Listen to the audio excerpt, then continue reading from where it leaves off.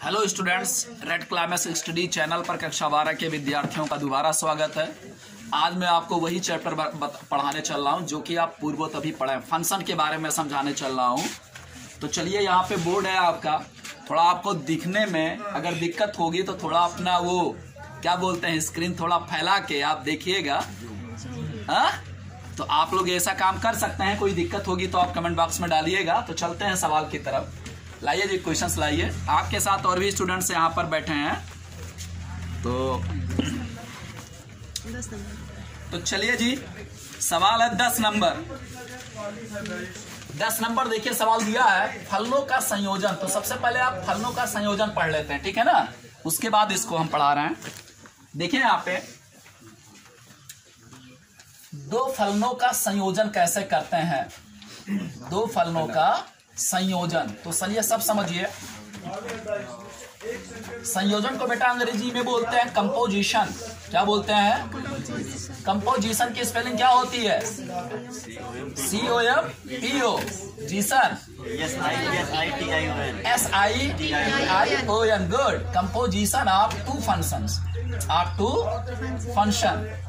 तो चलिए, आपकी भाषा में एक बढ़िया सा एग्जाम्पल मैं समझा रहा हूं। इसको आप कंपोजिशन पढ़ेंगे कैसे, समझेंगे कैसे, ठीक है ना। तो यहां पर होता क्या चीज है, दो फंक्शंस दिए रहते हैं। कितने फंक्शन दिए रहेंगे? दो फंक्शन। और दो फंक्शनों का संयोजन आप कैसे करेंगे।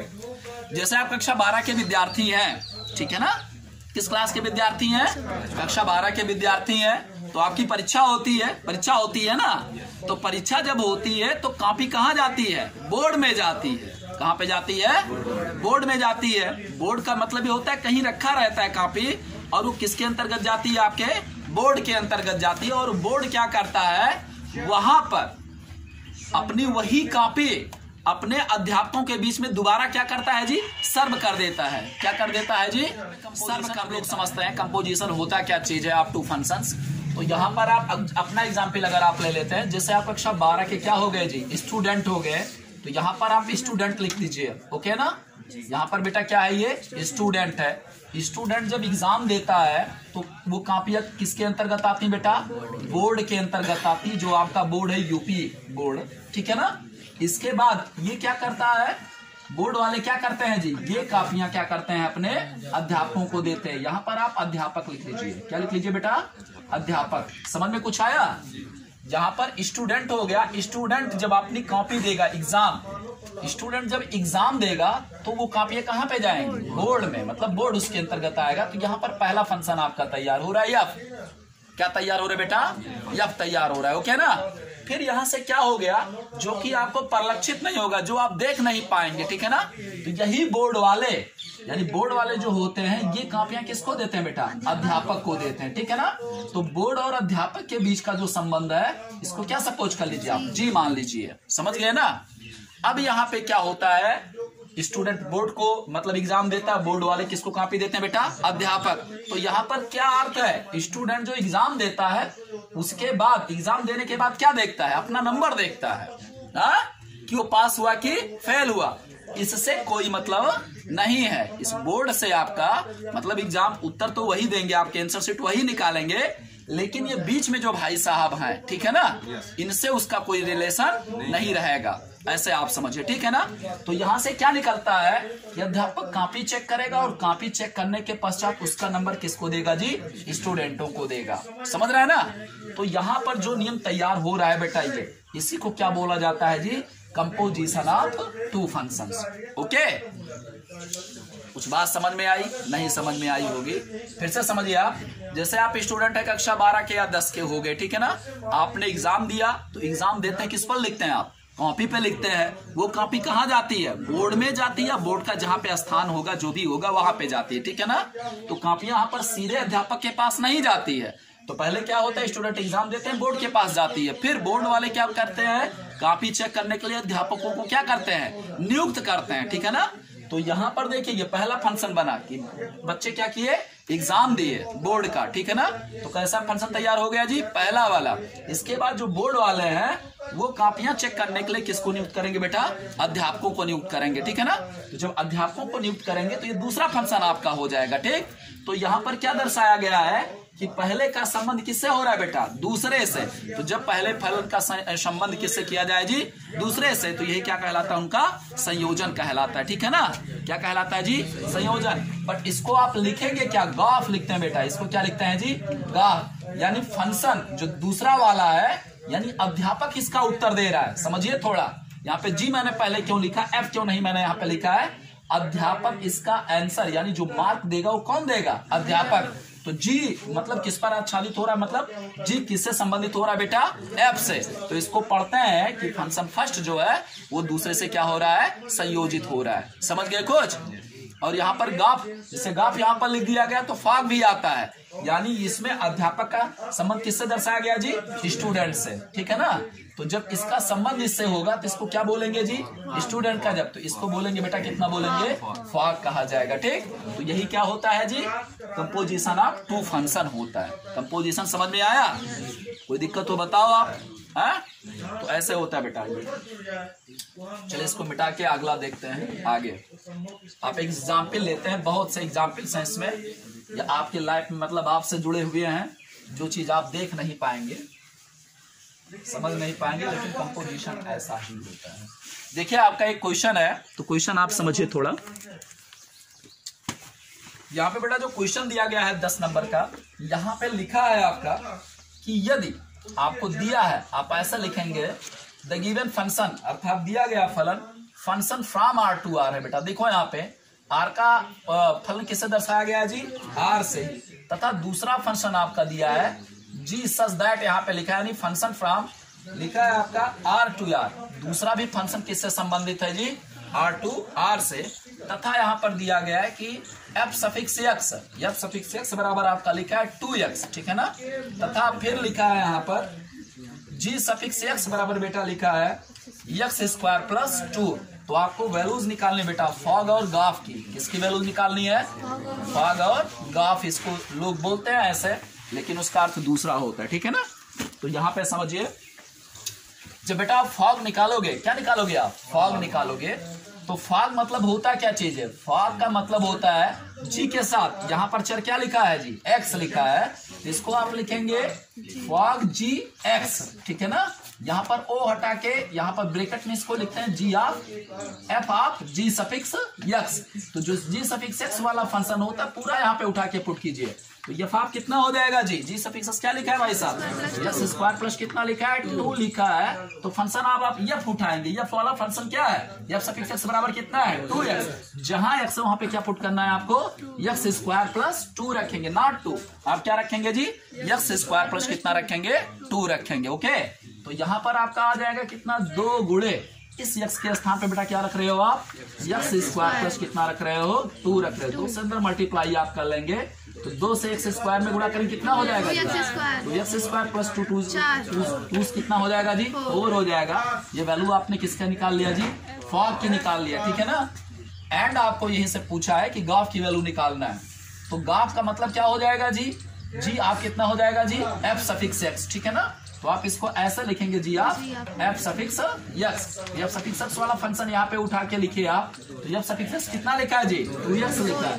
तो यहाँ पर क्या पुट करेंगे आप, 2x। जी वाला फंक्शन देखिए, जी क्या लिखा है बेटा यहाँ पर, जी एक्स इज इक्वल टू कितना लिखा है, एक्स स्क्वायर प्लस 2। अब जहाँ केवल एक्स है वहां पे क्या पुट करना है आपको, 2x रखना है, सो दैट आप लिखेंगे गाफ इक्वल कितना हो जाएगा, गाफ बराबर आपका हो जाएगा भाई साहब, कहाँ गया, यह है ना, तो यहाँ पर जहां एक्स है वहां पे क्या पुट करेंगे आप, 2x। तो 2x का क्या हो जाएगा, स्क्वायर, और प्लस बेटा कितना हो जाएगा आपका, 2 हो जाएगा। तो 2 दूना बेटा कितना हो गया, 4x स्क्वायर प्लस कितना हो गया, 2। ये आपका आंसर निकला, ये गाफ वाला, और ये क्या निकला बेटा, फॉग वाला। आंसर नोट कर लीजिए आप, सवाल लगा लीजिए। हो गया ना, समझ में आया ना। इसमें से पूछता है, बोर्ड में पूछा जाता है आपका क्वेश्चन, सो आप इसको बहुत ध्यान से, ठीक है ना, 1 नंबर या 2 नंबर में आपके बोर्ड में पूछा जाता है। आज चलते हैं स्टूडेंट्स अगले क्वेश्चन की तरफ। जो आपका पहला सवाल है, इसके पहला वाला 5 नंबर का क्वेश्चन है, इसका डिमांड किया गया है, लिखा गया है कि यदि function from x to y लिखा है, function from x to y एक प्रतिचित्रण है, और दिया गया है कि a is subset of x and b subset of y, तो आपको प्रूव करना है कि function of a union b equal function of a union function of b। ठीक, यहां पर देखिए दिया गया प्रतिचित्रण जो आपका है, आप लिखेंगे दिया गया फलन या फिर दिया गया प्रतिचित्रण।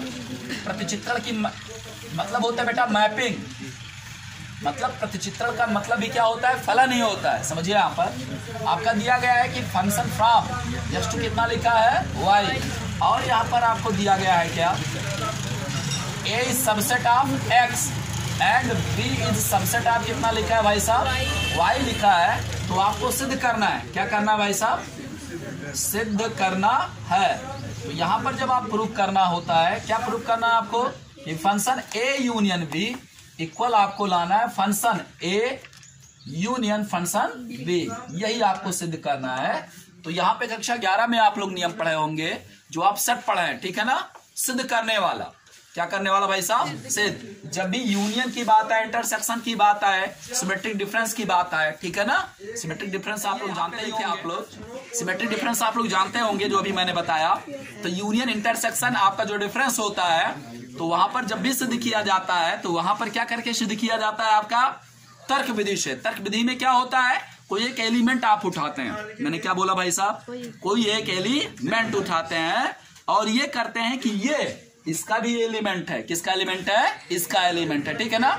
और उसको सीधे सीधे करते करते आप ले आते हैं कि जो आपने एलिमेंट उठाया है वो किसका एलिमेंट है भाई साहब, f suffix A union f suffix B का एलिमेंट है, ठीक है ना।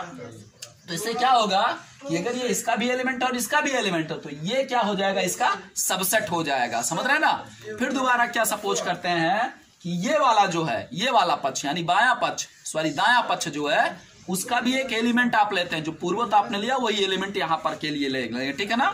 और उसको सिद्ध करते यानी आगे हल करते करते क्या ले आएंगे, जो आपने एलिमेंट लिया है वो किसका भी एलिमेंट है भाई साहब, f suffix A union B का भी एलिमेंट है, ठीक है ना। तो इसमें क्या निकलेगा कि f suffix A union f suffix B जो है वो इसका क्या हो जाएगा, प्रॉपर सबसेट नहीं कहेंगे, यहाँ पर क्या बोलेंगे जी, सबसेट कहा जाएगा, ठीक है ना। तो ये इसका सबसेट और ये इसका सबसेट, जब दोनों एक दूसरे के क्या हो जाएंगे जी, सबसेट हो जाएंगे, तो इसका अर्थ होता है कि दोनों के एलिमेंट्स आपस में क्या है जी, इक्वल है, यानी बराबर हैं। यानी दोनों में जो एलिमेंट्स हैं वो क्या है, आपस में बराबर हैं। जो एलिमेंट्स इसमें है वही एलिमेंट इसमें, अर्थात दोनों आपस में एक दूसरे में क्या हो जाएंगे जी, इक्वल हो जाएंगे, ठीक है ना। तो यहाँ पर इसको सिद्ध करने के लिए, आप प्रूव करने के लिए, यहाँ पे देखिए सिद्ध करने के लिए यानी उत्पत्ति अगर आप लिखते हैं, जैसे कि आप उसमें देखते हैं, तो यहाँ पर देखिए क्या करेंगे, आप सपोज करेंगे, यहाँ पर मानेंगे मेरे बड़े भैया, क्या मानेंगे, मानेंगे वाइज एलिमेंट ऑफ, चाहे वाई मान लीजिए या कोई अन्य चीज मान लीजिए, wise element of f suffix A union क्या मानेंगे भाई साहब, बी मानेंगे, ठीक है ना। तो यहां से निकलेगा क्या, यहां पर देखिए वाई किसका भी रहेगा जी, यहां पर देखिए जो यहां पर दिया गया है फंक्शन फ्रॉम एक्स टू कितना लिखा है, वाई, तो इससे क्या निकलेगा, एफ सफिक्स एक्स बराबर बेटा कितना निकलेगा, वाई निकलेगा। तो y अगर किसका एलिमेंट है G, F suffix A union B का, तो y किसका एलिमेंट होगा जी, एफ सफिक्स एक्स का, या इक्वल आप लिख सकते हैं। चूंकि अगले स्टेप में आप लिखेंगे y इक्वल क्या लिखेंगे भाई साहब, एफ सफिक्स एक्स, आगे लिखेंगे तथा यहाँ पर क्या लिखेंगे आप, y is element of f suffix A union B लिखा है, तो यहाँ पर लिखेंगे y इज एलिमेंट ऑफ, इसको अलग करेंगे, यहाँ पर y is element of A union क्या लिखेंगे बेटा, बी लिखेंगे, अलग अलग कर देंगे इसे। तो यहां से आपका निकलेगा wise element of f suffix x आपका लिखा है, तो इसको क्या लिखेंगे आप, एफ सफिक्स एक्स, इनको आप अलग कर दीजिए, तथा यहां पर जब आप लिखेंगे वाइज एलिमेंट ऑफ, यहां पर देखिए क्या लिखेंगे आप, वाइज एलिमेंट ऑफ ए हो जाएगा, यूनियन के लिए हिंदी में किसका प्रयोग करते हैं, या का प्रयोग करते हैं, ठीक है ना। इंटरसेक्शन के लिए और का प्रयोग करते हैं, हिंदी में लिखा जाता है तर्क विधि में, या वाइज एलिमेंट ऑफ बेटा कितना हो जाएगा आपका, बी हो जाएगा। तो यहाँ पे थोड़ा ध्यान से समझेंगे, वाइज एलिमेंट ऑफ ए दिया गया है और वाइज एलिमेंट ऑफ का कितना दिया गया है, बी दिया गया। तो यहाँ से निकलेगा क्या, दोनों में फंक्शन आप लिख देते हैं, क्या लिखेंगे जी, फंक्शन, या यहाँ पे आप लिखेंगे y इक्वल कितना भाई साहब, एफ सफिक्स एक्स, इसलिए यहाँ पे आपका क्या तैयार होगा, इन दोनों का फंक्शन में आप उठा लीजिए, function of y is element of कितना होगा, फंक्शन ऑफ a होगा, या ऐसा लिख लीजिएगा function of y is element of कितना होगा, फंक्शन ऑफ कितना होगा जी, b होगा, ओके। अब देखिए यहाँ पर या फिर लगा है, तो या के स्थान पे क्या लिख सकते हैं आप, यूनियन आप लिख सकते हैं। तो यहाँ पर लिखेंगे यदि देखिए यहाँ पर y क्या है जी, f सफिक्स x के बराबर है, तो इसका भी मान किसके बराबर होगा जी, यूनियन के बराबर होगा। तो यहाँ पर लिखेंगे y इज इक्वल टू कितना है भाई साहब, f सफिक्स x, जहां ऐसा लिखेंगे f सफिक्स y, क्या यहाँ पर लिखा जा रहा है भाई साहब, f suffix y is element of, यहाँ पर आप लिखेंगे f सफिक्स a यूनियन, या हटा के क्या लिखेंगे जी, यूनियन, f सफिक्स कितना लिख लेंगे आप, b, या फिर यहाँ पे आप डायरेक्टली लिखेंगे y is element of f suffix a union f suffix क्या लिखेंगे भाई साहब, b। तो यहाँ पर आपने क्या दिखाया कि y जो था वो f suffix a union b का एलिमेंट था, और इसको आप सिद्ध करते ले आए तर्क विधि से, y is element of f union f suffix b लिखेंगे। सो दैट आप लिखेंगे, यहाँ पर लिखेंगे f suffix a union b is subset of f suffix a union f suffix बेटा कितना हो गया, b हो गया। इसे इक्वेशन नहीं है, ये इक्वेशन मतलब आप कब लिखते हैं, जब बराबर होते हैं, समझ रहे हैं ना, तो आप ऐसा लिख देंगे, इक्वेशन नहीं मानेंगे इसे। ये हो गया, सो प्रूव्ड अभी नहीं हुआ है, इक्वल लाना है। तो एक बार आप क्या करेंगे, ये वाला मैंने आपको भी बताया था, ये वाला क्या करेंगे, इसका उप समुच्चय लिखेंगे। एक बार इसको क्या बनाएंगे, इसका उप समुच्चय, ठीक है ना। जब दोनों एक दूसरे का क्या रहेगा, उप समुच्चय जब रहेगा, तो वहां पर क्या आता है, क्या आता है, दोनों आपस में क्या है, बराबर हैं, अर्थात दोनों के एलिमेंट्स जब आपस में इक्वल लाएंगे तो दोनों सेट जो हो जाएंगे वो आपस में क्या रहेंगे जी, बराबर, उनका यूनियन निकलेगा, ठीक है ना। तो यहाँ पर देखिए पुनः आप मानेंगे, आप लिखेंगे पुनः माना, y आपने उठाया था, ऐसे मान लीजिए y इज एलिमेंट ऑफ, इस साइड से आप लेंगे, क्या लिखेंगे भैया, f suffix a union f suffix कितना है, आप लिखेंगे b। तो यहां से इंप्लाइज दैट का ऐसा चिन्ह लगाएंगे, तो यहां पर आप लिखेंगे y इज एलिमेंट ऑफ, कितना हो जाएगा भाई साहब, f सफिक्स a, या y इज एलिमेंट ऑफ कितना हो जाएगा, f सफिक्स b। देखो ध्यान से, एक किसका, देखिए एक किसके सबसेट के बराबर है जी, x, एक किसका सबसेट है, x का सबसेट है, b किसका सबसेट है, y। तो ये भी यहां पर लिख देंगे, या फिर आप लिखेंगे y इक्वल टू आपका कितना हो जाएगा, f सफिक्स x। क्यों ऐसा लिखेंगे, क्यों लिखोगे बताओ, क्यों लिखोगे आप, बोलो, y equal to f suffix x, क्योंकि ऑलरेडी ये दिया है, फंक्शन फ्रॉम x टू कितना लिखा है, y। तो यहां से क्या निकलेगा आपका, यहां से देखो y इक्वल टू कितना आपका निकला है, f सफिक्स x, या y इक्वल टू मैं बोल रहा हूं element of f suffix a, या y इज एलिमेंट ऑफ क्या हो जाएगा, f सफिक्स b। तो यहां पर आप लिखेंगे y is element of set a होगा, अगर इसके फंक्शन का एलिमेंट है, किसका होगा जी, a का होगा, या फिर आप लिखेंगे y इज एलिमेंट ऑफ क्या हो जाएगा आपका, b हो जाएगा। तो यहीं से देखो, इसको अगर प्रूव करना तो नीचे से आप ऐसे उठाएंगे, ऐसे नीचे से जो है, जो यहाँ पर दिया गया ऐसे उठा लेंगे और ये जाके लास्ट में प्रूव कर देंगे। तो y is equal to f suffix x, y is element of है, या y इज एलिमेंट ऑफ क्या लिखा है, b। तो यहां से लिखेंगे y इज इक्वल टू कितना है आपका, f suffix x, y is element of क्या लिखेंगे, a यूनियन कितना हो जाएगा, b। और फंक्शन ले लीजिए, तो यहां से आपका है y इज इक्वल टू कितना है जी, f सफिक्स x, ये दिया है ऑलरेडी। तो यहां पर क्या निकलेगा, function of y is element of function of a union b हो जाएगा, ठीक। या यहां से आपका निकल जाएगा y इज एलिमेंट ऑफ, सीधे सीधे लिखेंगे f a यूनियन कितना हो जाएगा भाई साहब, b हो जाएगा, ठीक। तो यहाँ पे आपने जो सिद्ध किया, सो दैट आप लिखिएगा ऐसे कि फंक्शन मतलब y इज एलिमेंट ऑफ, आप क्या लिख लेंगे, ऐसे मत लिखिए, आप लिखेंगे सो दैट, देखिए f a यूनियन भी किसके इक्वल हो, मतलब किसका उपसेट बनेगा जी, इसका। तो आप लिखेंगे f a union f b इस सबसेट ऑफ हो जाएगा f a यूनियन किसके हो जाएगा भाई साहब, b के। बस आप लिखेंगे अतः लिख लीजिए, या आपका क्या हो जाएगा, f suffix a union b equal, आप लिखेंगे f suffix a union f suffix b।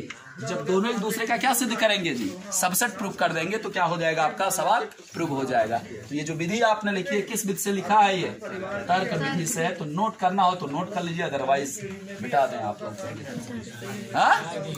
मिटा दें भैया। तर्क विधि से ऐसा लगेगा, इसमें तर्क विधि में कुछ चीज अपनाई जाती है, कुछ चीज क्या की जाती है, छोड़ी जाती है। जहां पे जैसी आवश्यकता हो वैसा प्रयोग करेंगे।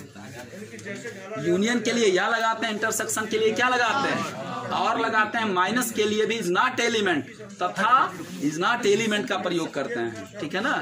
तो वो आप सब कक्षा 11 में पढ़े हैं। चलिए आगे देखिए सर पे आते हैं। देखिए आप लोग आगे सवाल दिया गया है, इधर लड़के इधर कह रहा है कि यदि f such that ना बोल के function from x to y बोलेंगे तथा g y फंक्शन फ्रॉम कितना लिखा है y to कितना लिखा है z लिखा है, दो एकाएकी आच्छादक प्रतिचित्रण है। मतलब एकाएकी भी और क्या क्या है आच्छादक दोनों दिया गया है। तो आपको प्रूव करना है कि जो ग्राफ बनेगा graph such that x tends to कितना रहेगा z भी एकाएकी आच्छादक प्रतिचित्रण है। थोड़ा समझिए आप लोग, थोड़ा मेहनत करके आपको लिखेंगे दिए गए फलन। क्या लिखेंगे भैया? दिए गए फलन। जो आपके फलन दिए गए हैं वो आपका दिया गया है function from x to y और दूसरा फंक्शन दिया गया है g वाला फंक्शन, ये y to z लिखा है भैया। क्या लिखा है? y to z। और लिखा है कि दोनों क्या है, दोनों फलन क्या है जी? एकाएकी है वह क्या है आच्छादक। एकाएकी वह क्या है जी? आच्छादक है। ठीक, अगर यहाँ पे देखो दोनों फलन एकाएकी वह क्या है आच्छादक है, सो दैट आप लिखेंगे f सफिक्स x बराबर कितना निकलेगा y। तो यहाँ पे x इज एलिमेंट आप कैपिटल X लिखिएगा एंड y इज एलिमेंट आप क्या लिखेंगे जी? कैपिटल Y ये रहेगा, ठीक है ना। तथा यहाँ पर क्या हो जाएगा g सफिक्स y, यहाँ पर देखिए क्या हो जाएगा g सफिक्स y इक्वल क्या हो जाएगा आपका z हो जाएगा, जहाँ पे y इज एलिमेंट आप क्या है जी? y है एंड z इज एलिमेंट आप क्या है जी?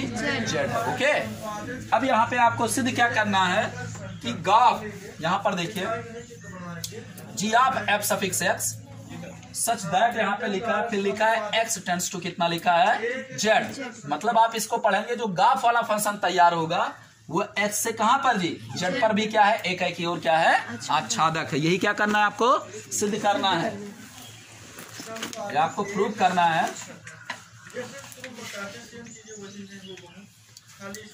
ये वाला फलन क्या है जी? एकाएकी और क्या है जी? आच्छादक है। तो यहां पर देखिए, यहां पे आ जाइए, f सफिक्स x बराबर कितना लिखा है y और g सफिक्स y बराबर कितना लिखा है z।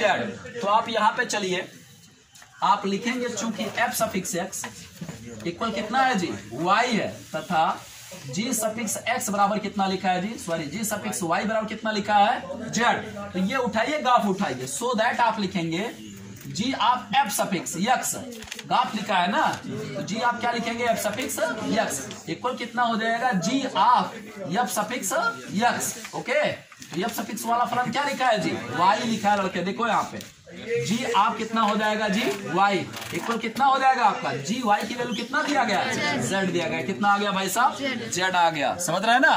तो यहाँ पर क्या दिया गया है कि f और g दोनों क्या है एकाएकी और साथ साथ क्या है आच्छादक है। तो यहाँ पर भी g y की वैल्यू कितनी आ रही है? z आ रही है। तो फलन क्या कहलाएगा? एकाएकी व आच्छादक। दूसरा तरीका जैसे ग्राफ आपने प्रूव किया है, फॉग आप लिख लीजिए। क्या प्रूव कर लीजिए? फॉग ले लीजिए, तो आपका y के बराबर आना चाहिए तथा यहाँ पर आप लिख लेंगे फॉग आप लिखेंगे। जो फॉग लिखेंगे तो जी के साथ क्या लिखा है जी? y लिखा है, y तो लिखा है, तो जी आप y हो जाएगा। तो जी आप y की वैल्यू कितनी हो जाएगी?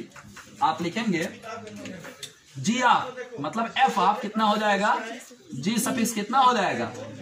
g suffix y। तो g सफिक्स y की वैल्यू कितना दिया गया है? z। तो f आप कितना हो जाएगा? z हो जाएगा। तो फंक्शन में जहां x है वहां पे क्या पुट करेंगे आप?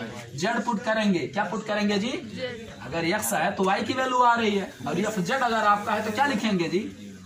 कितना आएगा? नहीं आएगा ना, क्या आएगा? बोलिए, f सफिक्स z की वैल्यू नहीं दिया गया है ना, नहीं दिया गया है ना, तो ये नहीं होगा आपका।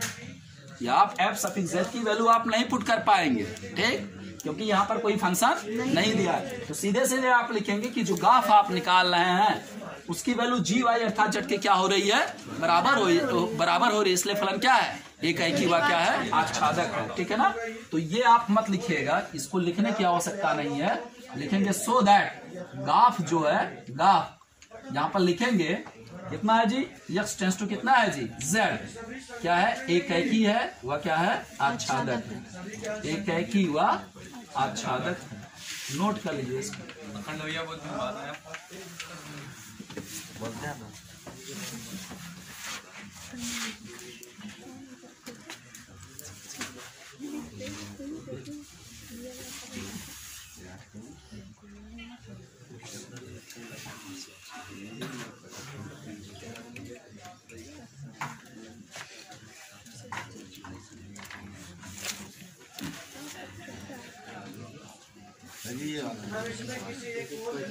सर बहुत ही बढ़िया सर।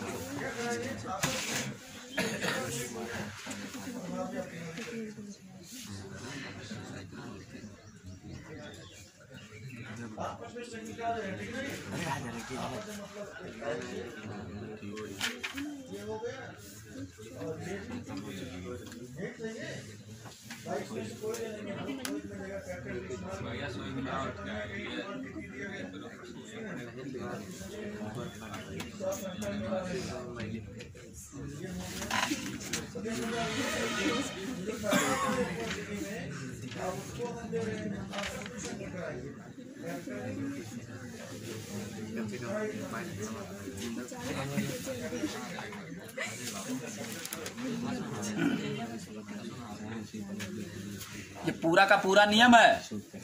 अगर ये दोनों फलन एकैकी व क्या है, आच्छादक है, तो जो गाफ बनेगा वो भी क्या रहेगा, एकैकी और क्या रहेगा, आच्छादक रहेगा। ठीक है ना, ये प्रमेय सिद्ध करने के लिए छोड़ा।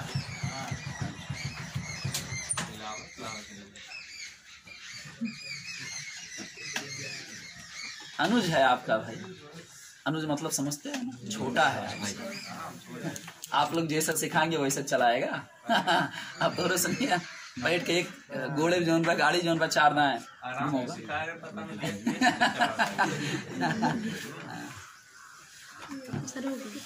चलिए देखिए।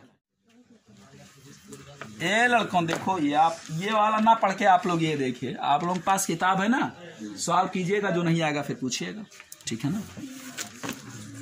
हेलो स्टूडेंट्स, आप लोग आज अनुसार का एक क्वेश्चन पढ़ेंगे। ओके, तो यहाँ पे आपका क्वेश्चन दिया गया जो कि आपके 5 नंबर में आपके बोर्ड परीक्षा में पूछा गया है कि यदि f सफिक्स x इक्वल लिखा है 4x + 3 अपान लिखा है 6x माइनस कितना लिखा है बेटा 4, where x is not equal to 2/3, तो आपको प्रूव करना है कि सभी x is not element of 2/3 के लिए, यानी x की वैल्यू आप 2/3 नहीं पुट कर सकते। ठीक है ना।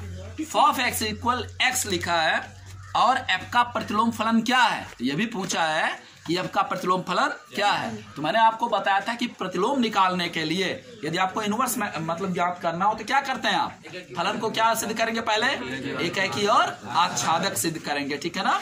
जब एकैकी और आच्छादक हो जाएगा तब क्या होगा जी, फलन का प्रतिलोम क्या होगा, संभव होगा। जो आच्छादक वाला y इक्वल मतलब x इक्वल जो मान आता है वही क्या कहलाता है, आपका इनवर्स मान होता है। ठीक, तो यहाँ पर आपको दिया गया फलन, देखो लड़के, जहां पर दिया गया फलन, देखिए यहाँ पर फलन जो दिया गया है f सफिक्स x इक्वल दिया गया आपका 4x प्लस कितना लिखा है 3 अपान लिखा है भाई साहब 6x और माइनस कितना लिखा है आपका 4।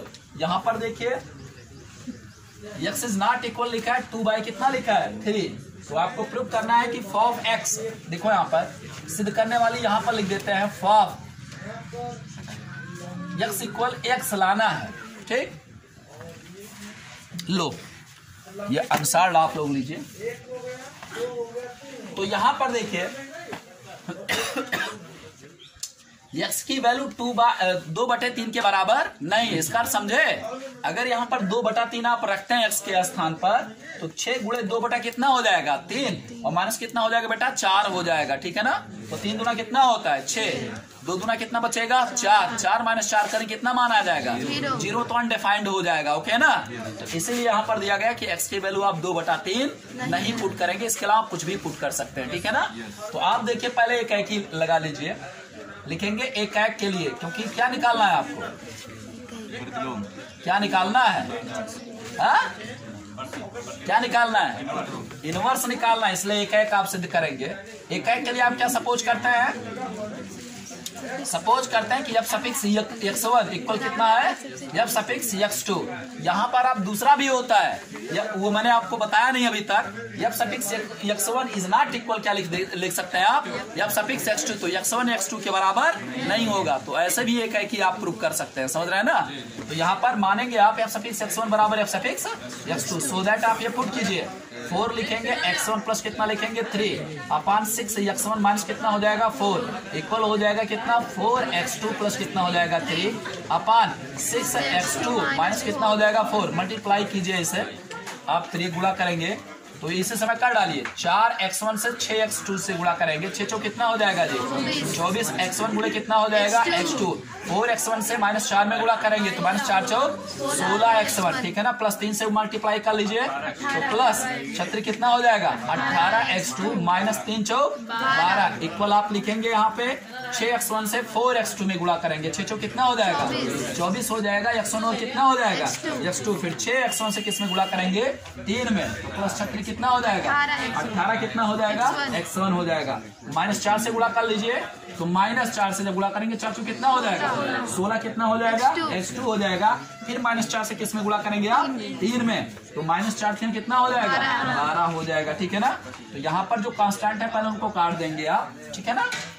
24x1 हाँ ये देखिए यहाँ पर 24 लिखा है, x1 x2 ये भी क्या हो जाएगा कैंसिल हो जाएगा। तो यहाँ पर बचा क्या बेटा -16x1, ठीक है ना। तो x1 वाले पद एक पक्ष में करेंगे और x2 वाले एक पक्ष में यहाँ पे करेंगे, तो हो जाएगा -16x1, उधर प्लस इधर चला जाएगा कितना हो जाएगा माइनस हो जाएगा 18x1 इक्वल कितना है वहां पर -16x2, यहाँ पर ये देखिए प्लस लिखा है इधर चला जाएगा माइनस हो जाएगा 18 कितना हो जाएगा x2, दोनों ऐड कर लीजिए 16 18 कितना होता है 16 18 गुड -34x1 इक्वल हो जाएगा -34x2, तो ठीक है ना।